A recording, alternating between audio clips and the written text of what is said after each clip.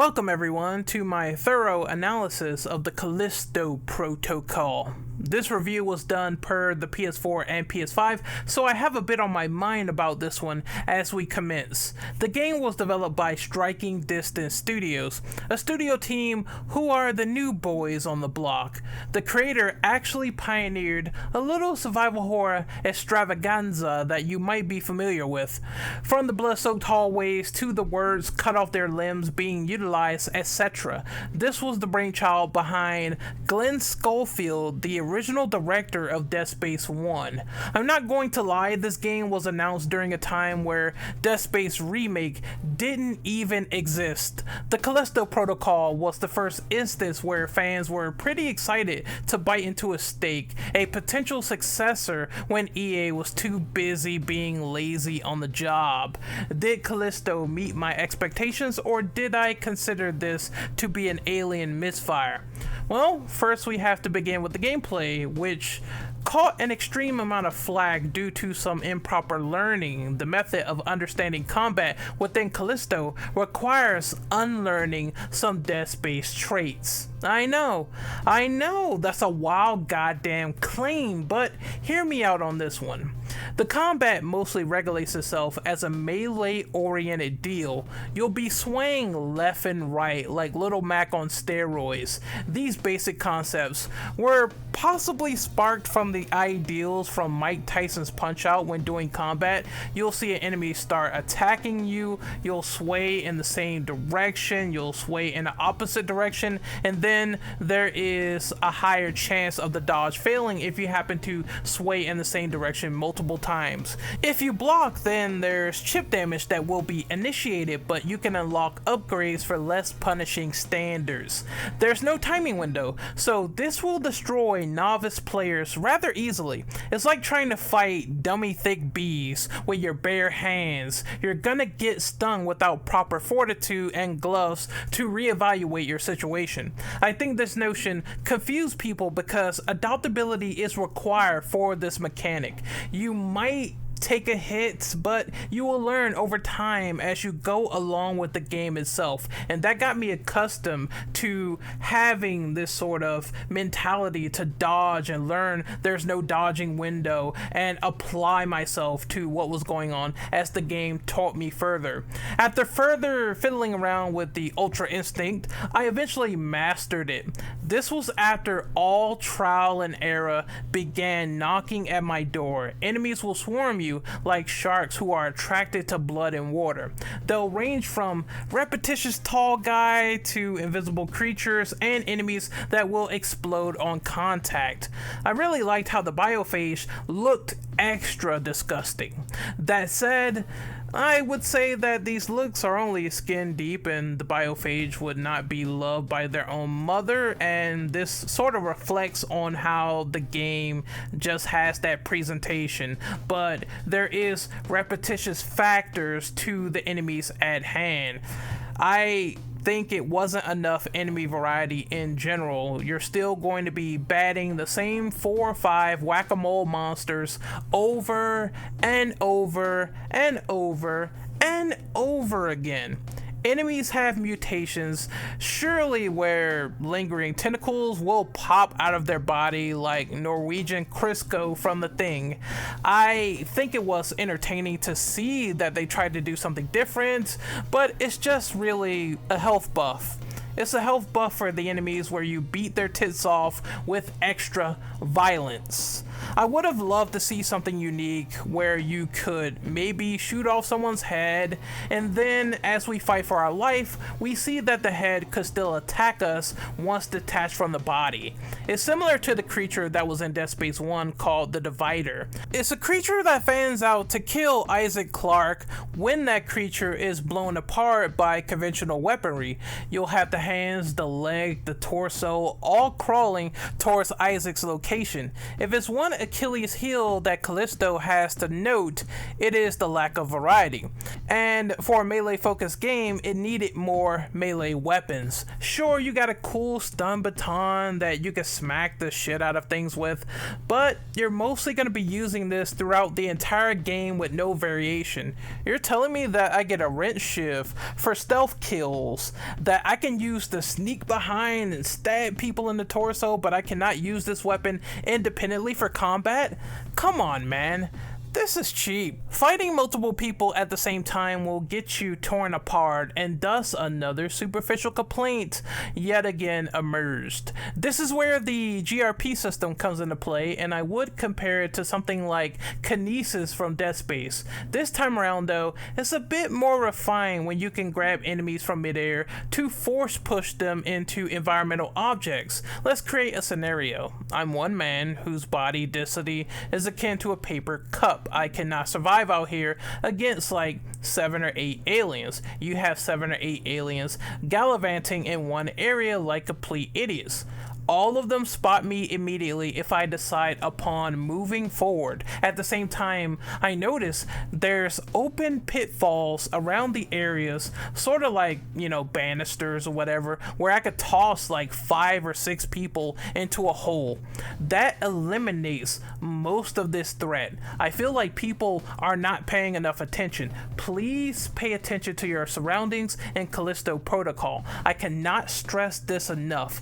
It's the main cardinal sin that players have trekked through, and I just didn't understand it. There's a lot of means for dividing and conquering, like big spiky walls that literally have the phrase "pin me daddy" attached right on top of them. I will admit that boss battles are rather lackluster in Callisto Protocol. For every fun pillar within this game, there's a weakness by proxy, and this is no different. For example, there's a big boss in this game that appeared 5 or 6 times. I'm not gonna try to spoil it, but you'll know when you see it.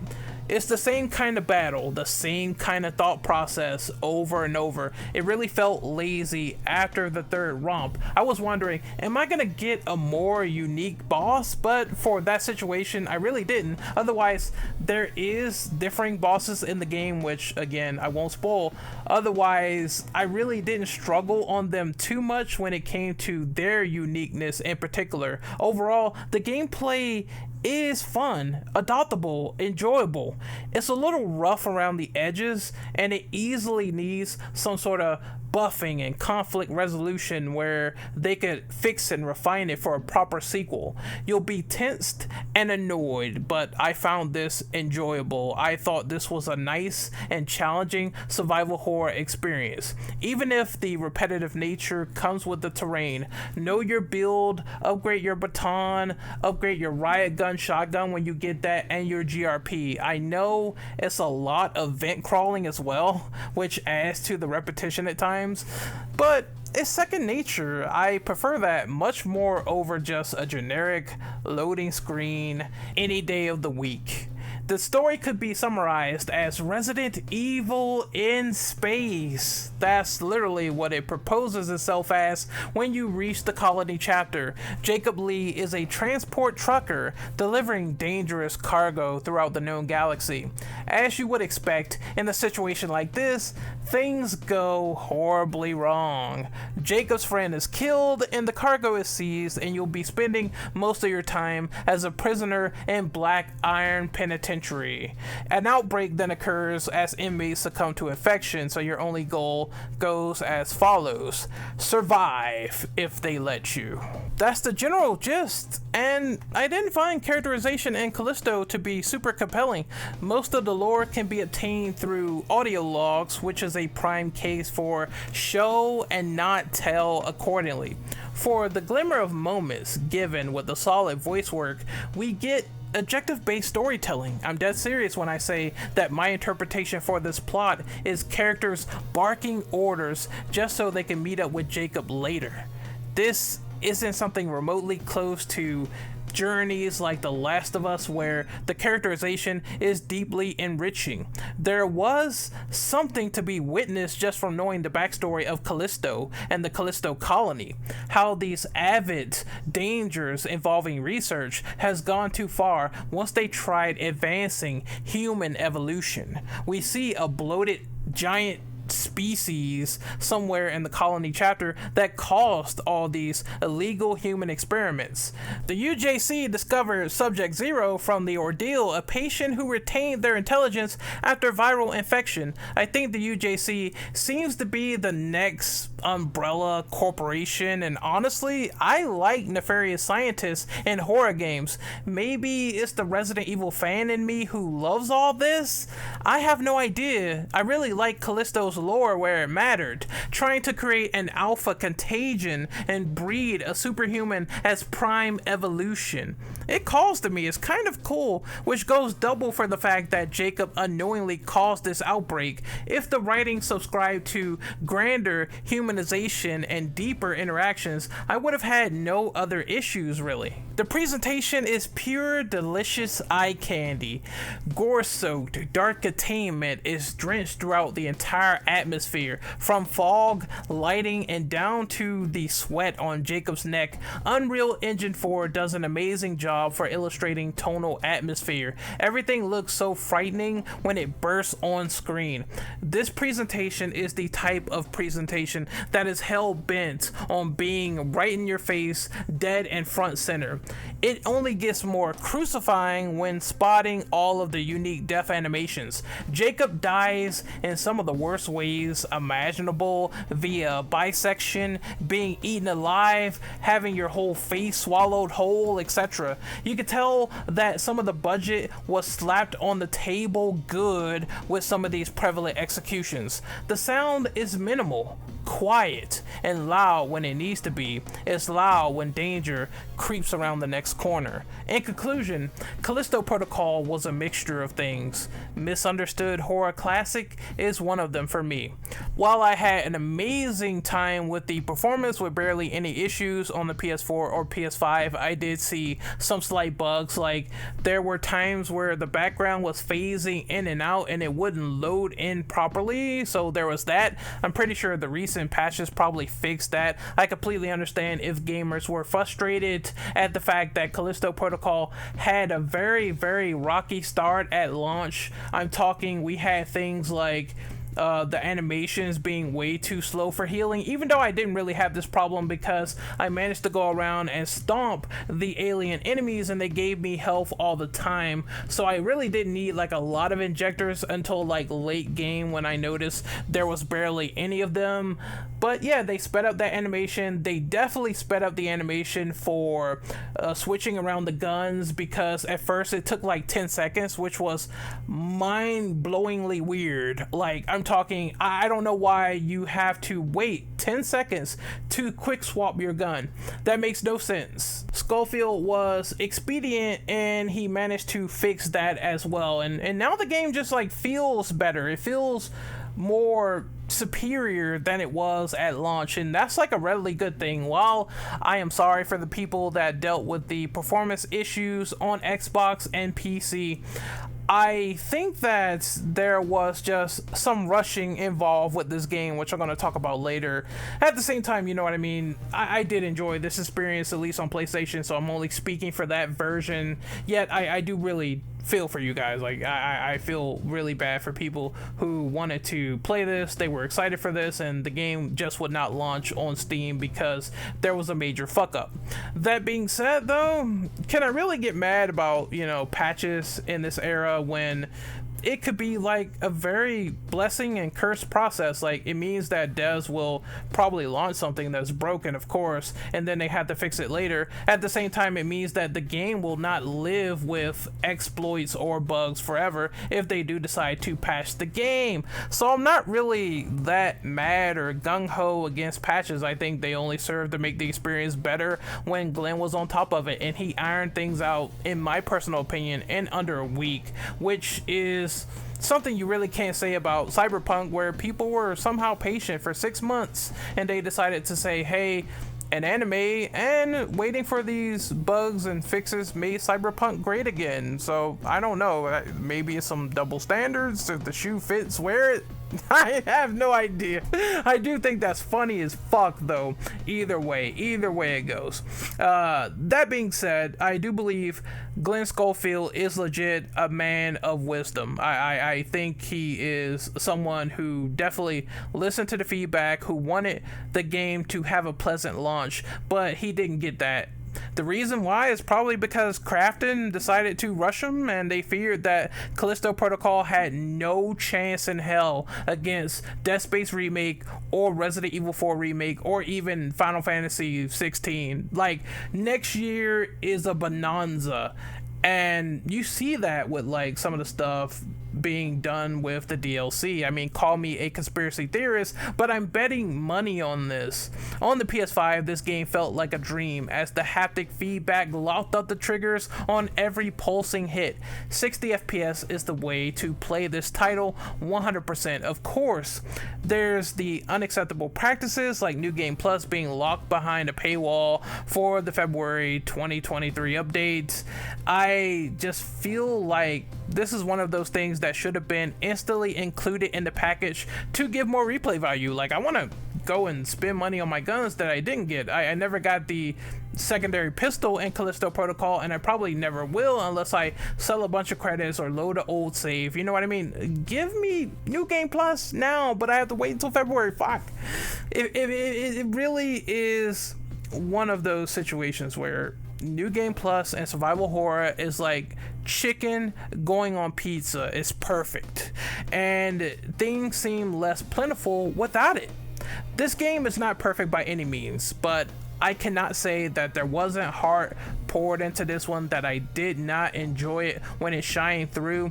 It has building blocks. It has building blocks to learn, and it could be a franchise defining title in the wings if they decide to do a sequel. If they do Callisto Protocol 2 with the feedback in mind, it could be readily incredible. It's like that experience when you went from Uncharted 1 Drake's Fortune to Uncharted 2 Among Thieves. The sequel was just infinitely better compared to the first iteration, and the same sort of circumstance could happen with the Callisto Protocol. I give Callisto Protocol a 7.7 out of 10, and I will recommend waiting for a sale until next year, and then you'll finally get it along with the collector's package. But it's a game worth playing. It's a game worth experiencing at least a couple of times. But by then, the DLC is coming out in the summer, and it's going to be really fun to see how that all goes down and how the story progresses from there.